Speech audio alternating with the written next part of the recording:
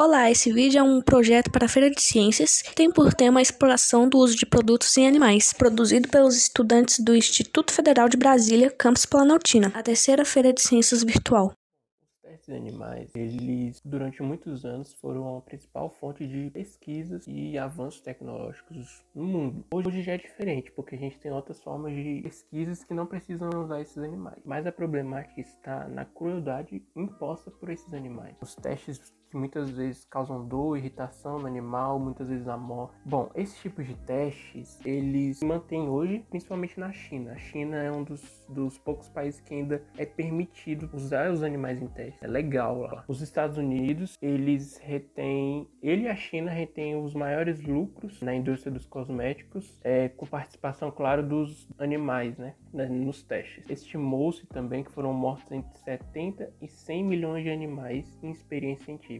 Isso é muita coisa. É quase países grandes, população, que foram testados, ou seja, é uma população enorme de animais, então isso é muito cruel. Bom, muitas leis, né, foram vigoradas, foram impostas no mundo todo, principalmente aqui no Brasil, para melhorar a situação, né, para diminuir a situação. Ainda é muito pouco, porém a cada ano, a cada década a gente vai melhorando, a gente vai buscando novas leis e vamos conseguindo os direitos dos animais. Aí a tabela, como eu tinha falado, que os Estados Unidos lidera, 80 milhões de dólares em faturamento. Bom, eu vou explicar um pouquinho agora da crueldade imposta pelos animais, né? Impostos aos animais.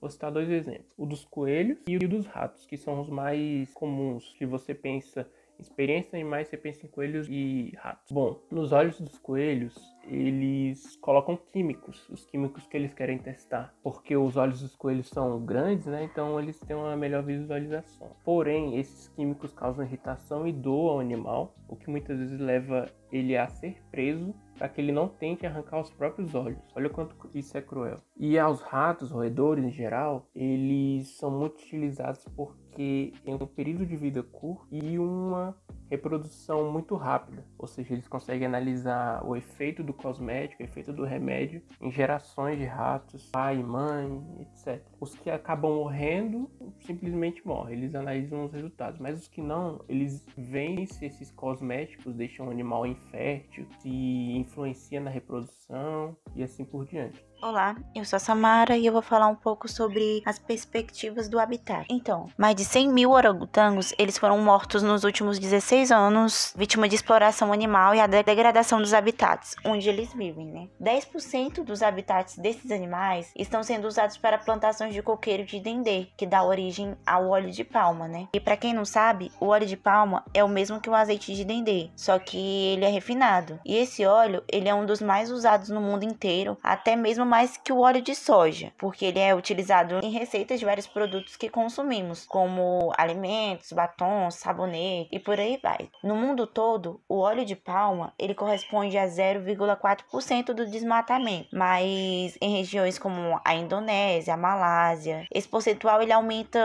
para 50%, onde também é o habitat dos orangotangos. Na região de Bornéu, no sudeste da Ásia, houve uma diminuição de 50% dos orangotangos, os quais eles foram vítimas de queimada, desmatamento, isso tudo para o cultivo de óleo de palma. No Brasil, em localização como o Pantanal, o Amazonas, vem sendo vítima também de situações semelhantes, né? O Brasil ocupa a 10ª posição em produtos de óleo de palma e, como podemos ver, não há muita produtividade do produto relacionada à Malásia e à Indonésia, né? E aqui no Brasil, as plantações precisam obedecer várias e várias regras. Então, se for para consumir um produto com óleo de palma brasileiro, ele provavelmente não será um produto colaborador para a instituição dos orangotangos, mas terá um outro impacto ambiental. Então, eu não estou dizendo que não terá impacto, mas sim que o impacto será menor relacionado aos impactos de fora. Então, se você tiver dúvida se consome ou não um produto, o melhor a se fazer é entrar em contato com o fabricante e ter certeza que o óleo de palma é certificado e vem de áreas controladas que não tem esse problema de desflorestamento.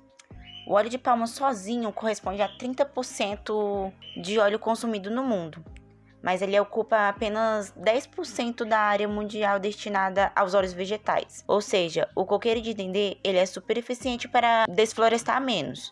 O único problema da Malásia e da Indonésia é que eles estão fazendo implantação em lugares errados e assim causando a morte dos animais, né? Existe um estudo que diz assim: se trocasse todo o óleo de palma do mundo por qualquer outro tipo de óleo, a degradação ela seria muito maior, porque outras plantas não são tão eficientes como o coqueiro de dendê.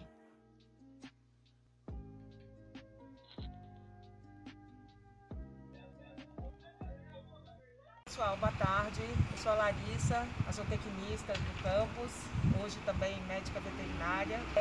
Sou servidora da Secretaria de Educação, trabalho através do convênio já há muitos anos aqui no campus.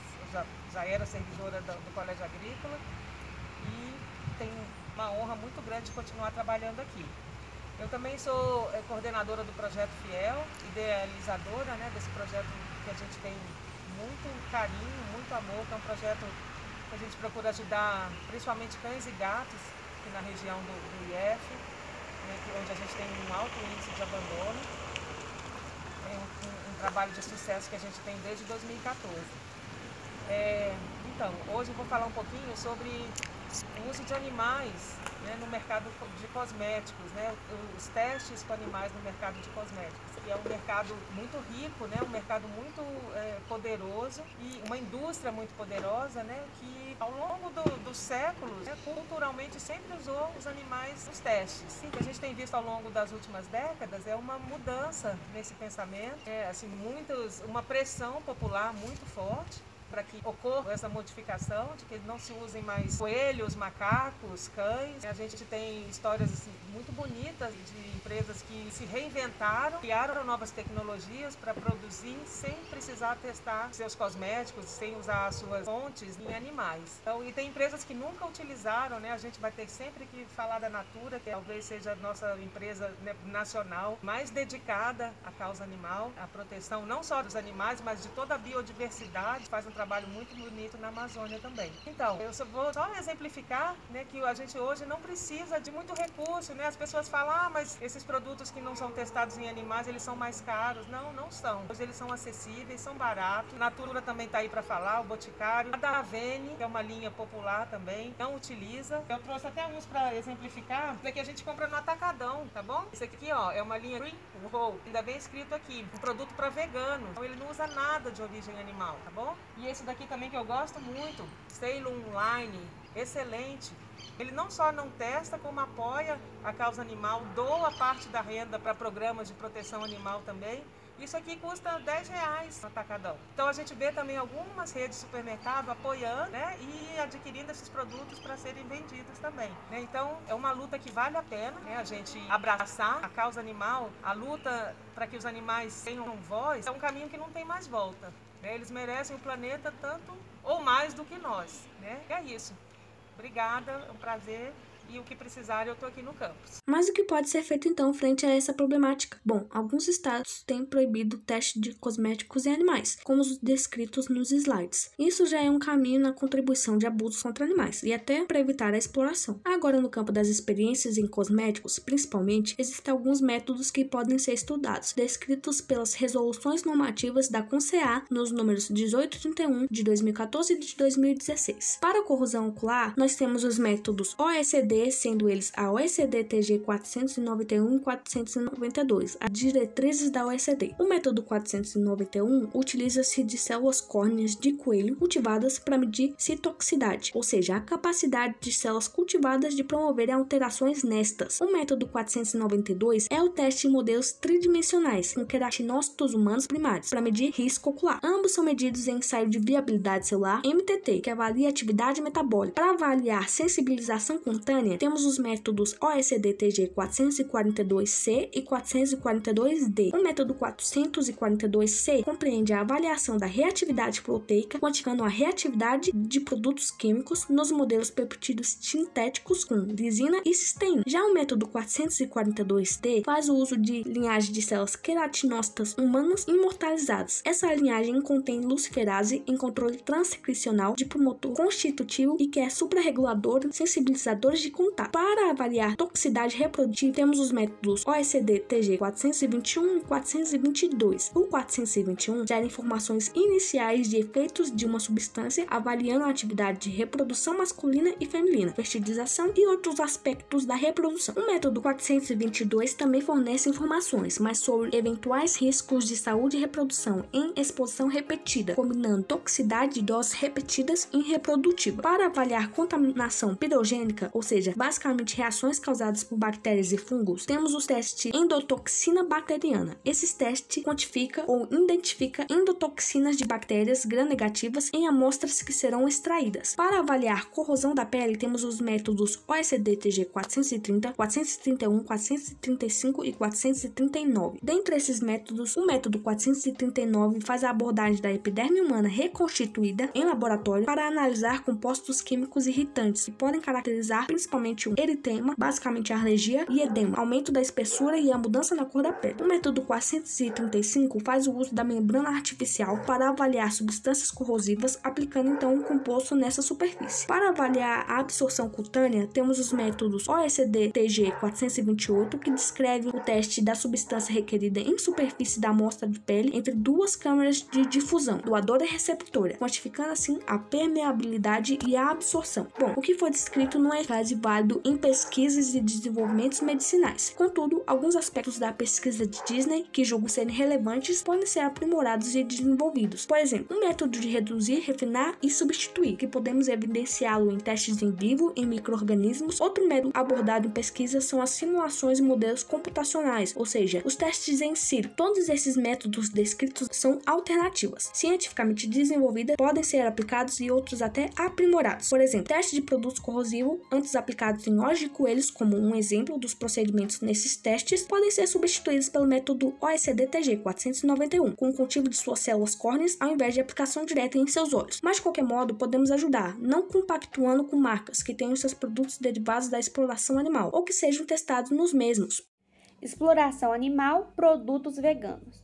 São produtos não testados em animais, mas como saber se também eles podem ser seguros para o uso humano? Algumas empresas, elas testam cosméticos veganos em pele humana desenvolvida em laboratório. Como elas desenvolvem esse tipo de pele? Através de matérias-primas. Para fazer essa pele, eles precisam de células chamadas queratinocitos. Essas células elas se multiplicam até formar uma camada espessa, simulando uma pele. Além da ausência de produtos derivados dos animais e a ausência de crueldade contra os animais. Os cosméticos veganos têm como requisito contribuir para o desenvolvimento sustentável de um modo geral. São feitos de materiais sintéticos e esses recursos eles querem reduzir resíduos durante o processo da sua fabricação. Algumas marcas de cosméticos se chamam sem crueldade. Não fazem testes em animais em nenhuma etapa da sua produção, desde o começo até o produto final. Essas marcas de cosméticos possuem alguns ou todos os seus produtos. Podem usar lacres na embalagem para informar os consumidores se eles são ou não veganos. Esses lacres são chamados de selo. Esses selos aparecem no rótulo dos produtos, mas quando não possui esse selo, a marca que se considera um produto vegano, ela põe outros tipos de aviso. Aqui vocês podem ver outros produtos que eles são considerados veganos, mas eles não têm o selo, mas eles possuem também outros avisos, como não testados em animais.